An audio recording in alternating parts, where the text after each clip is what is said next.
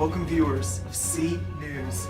Today we'll be covering the current issues of Southeast Asia and the Cold War. But first, let's start with an update on the Vietnam War with an interview with someone who has actually been there right now. First, we're gonna talk about some updates on the Vietnam War just to give us a little bit of the in-field experience. So first, I'm gonna share an interview with you with someone who has been fighting through the war. He will remain anonymous for security purposes to protect the identity because of the severity of the situation. Alright, so my first question for you is, why is this war happening? America's greatest fear at this time is communism, and they believe that it would spread into my country, South Vietnam, from North Vietnam, exposing it and spreading it to more countries.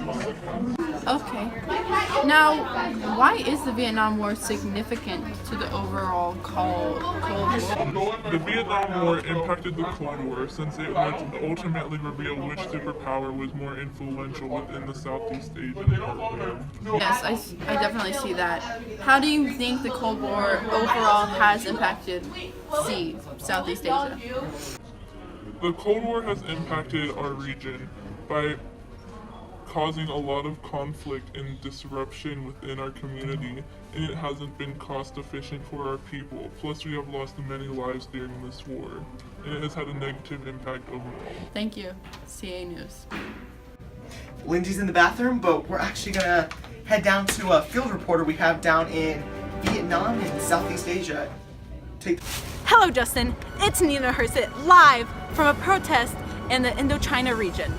Here, as you can see behind me, there are many protesting for communism. Now, we're going to get feedback from the live protesters here. Sir, why are you here protesting? I'm protesting because the working class isn't getting any attention with our current government in place. We need to get away from this Western capitalism and go straight to the roots of communism. We've seen the strength of the USSR. It's time to see it in the own lands of the SEA. Sir, out of the USSR and the US allies, who do you think has more influence in your region? I'm sorry, that's a funny question. The USSR, obviously. Look what we're doing. They have our support. If you Westerners really think that the people have a say, then we're saying it. We want the communism. It has impacted the Cold War in that it has shown which side has influenced the people. Thanks, Nina, for that riveting report in Southeast Asia. Now we're actually gonna go to weather, and let's see what weather in Southeast Asia is looking like right now. Thanks, Justin. Now let's see our 3-day outlook. So today, we're going to have a high of 83 and a low of 59 with 0% chance of precipitation.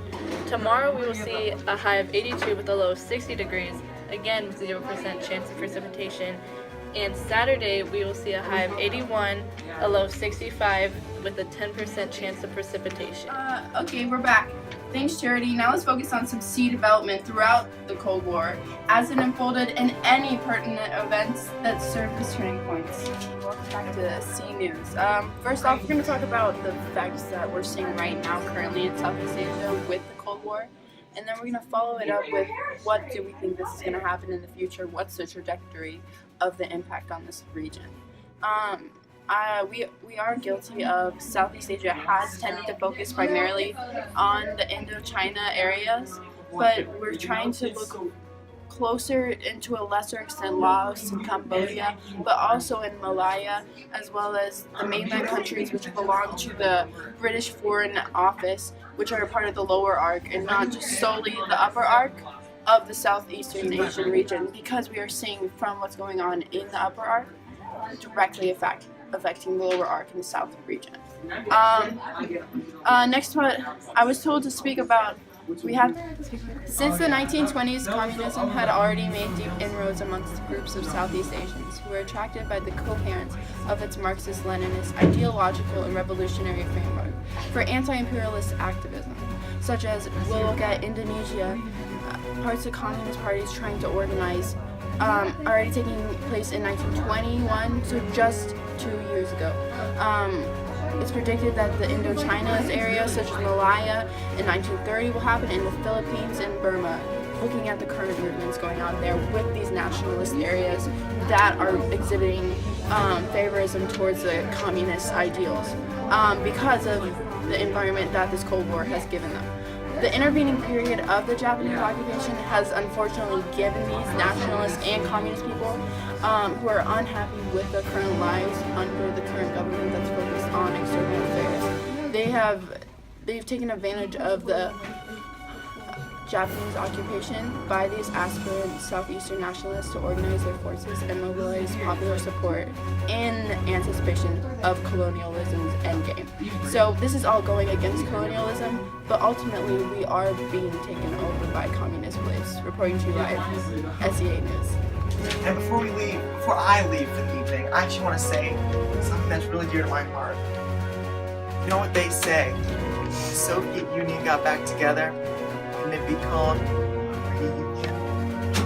I'll be back next week on Always with the jokes, Justin.